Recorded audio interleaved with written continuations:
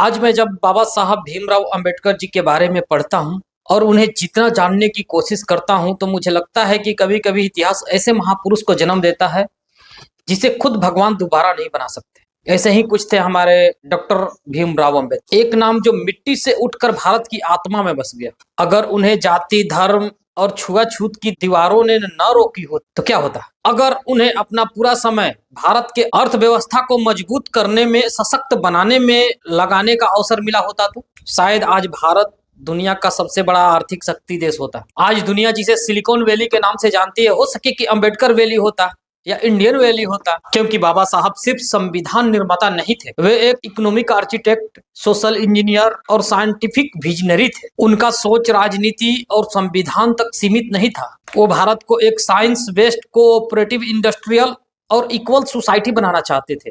वो चाहते थे कि समाज बुद्धि और विवेक से निर्णय ले, समाज आर्थिक रूप से मजबूत हो। लेकिन ये भारत का दुर्भाग्य रहा कि जब वे शिक्षा और अधिकार की बात करते थे तो लोग जाति की बात करते थे।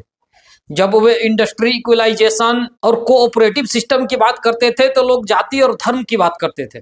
और उनका महत्वपूर्ण समय और ऊर्जा भारत में जातिवाद, छुआछूत, भेदभाव से लड़ने के खिलाफ चले गए। अगर वही समय और ऊर्जा वो भारत को आर्थिक रूप से मजबूत करने में लगाए होते तो यही कारण है कि वो अपना एक सबसे बड़ा सपना अधूरा छोड़कर चले गए।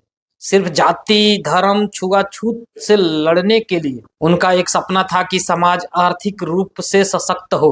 लेकिन अब हमें उनके विचारों को फिर से पुनर्जीवित करना होगा, एक सिस्टम, एक विजन और एक मिशन के साथ। बाबा साहब का सोच इक्वल ऑफ अपॉर्चुनिटी को अपने समाज में व्यवहारिक रूप से उतारना होगा। हमें अपने समाज को आर्थिक रूप से सशक्त बनाना होगा। और आज बाबा साहब के अधूरे सपनों का संकल्प है बाबा साहब जन कल्याण संगठन। हम कोई नया विचार नहीं ला रहे, हम कोई नया प्रोग्राम या नया सेटअप नहीं बना रहे। हम वही प्रोग्राम, वही सेटअप पर काम करना चाहते हैं जो बाबा साहब ने 70 साल पहले देखा था, सोचा था। लेकिन जाति भेदभाव से लड़ने के लिए उन्होंने अपने सपने को पूरा नहीं कर पाए। बाबा साहब चाहते थे कि हर घर आर्थिक रूप से आजाद हो, भारत आर्थिक शक्ति बने, समाज में इक्वलाइजेशन हो, समाज आर्थिक रूप से मजबूत हो।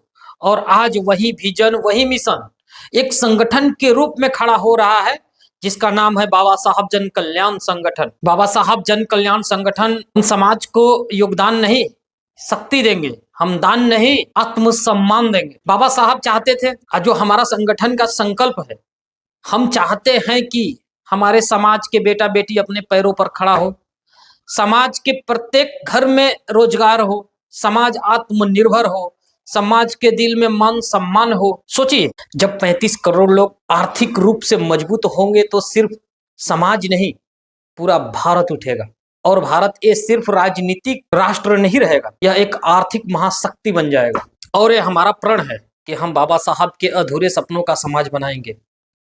एक ऐसा भारत जहां कोई ऊंच नीच नहीं, जहां कोई छुआछूत नहीं, सिर्फ सम्मान और बराबरी और स्वाभिमान की बात होगी। क्योंकि अब वक्त है बाबा साहब के विचारों को किताबों से निकालकर असल जिंदगी में उतारने का। क्योंकि अब समय है समाज को शब्दों से नहीं, आर्थिक शक्ति से जगाने का। क्या आप वो दीपक बनेंगे जो बाबा साहब के अधूरे सपनों को लौ दे, फिर से जगाए? अगर आप वो दीपक बनना चाहते हैं तो आइए जुड़िए हमारे साथ, बाबा साहब जन कल्याण संगठन के साथ। हमने वो फिर से एक बार वो मिशन छेड़ दिया है जो बाबा साहब ने पूरा करने का संकल्प लिया था, कि अपने समाज को आर्थिक रूप से मजबूत बनाना। और मैं इस अभियान को तभी पूरा कर पाऊंगा जब हमारे समाज के लोग हमारे साथ मिलकर साथ चलेंगे। क्योंकि जिस समाज में 75% लोग भूमिहीन है, जिस समाज में 35% लोग अति गरीबी रेखा के नीचे जी रहे हैं, उन्हें आर्थिक रूप से मजबूत बनाना एक बड़ी चैलेंज है। लेकिन बाबा साहब ने उसका भी समाधान निकाल रखा था।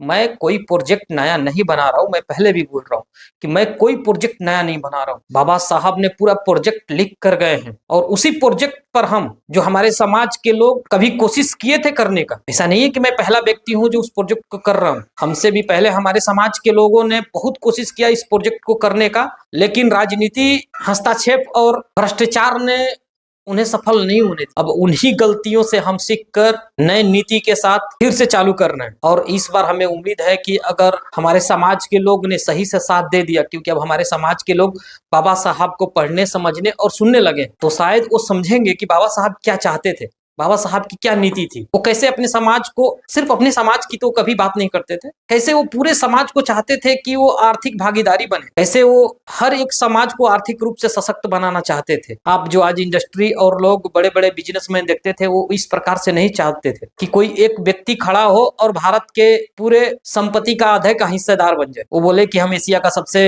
अमीर इंसान है। वो कभी ऐसा नहीं चाहते थे। वो हमेशा इक्वलाइजेशन की बात करते थे। वो इंडस्ट्री में हमेशा इक्वलाइजेशन की बात किए हैं।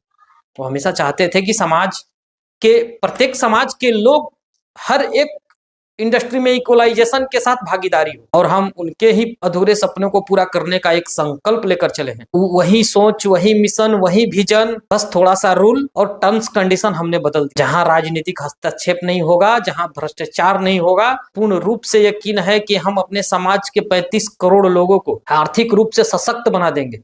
और सिर्फ समाज को ही नहीं, भारत को भी हम एक आर्थिक शक्ति बना देंगे।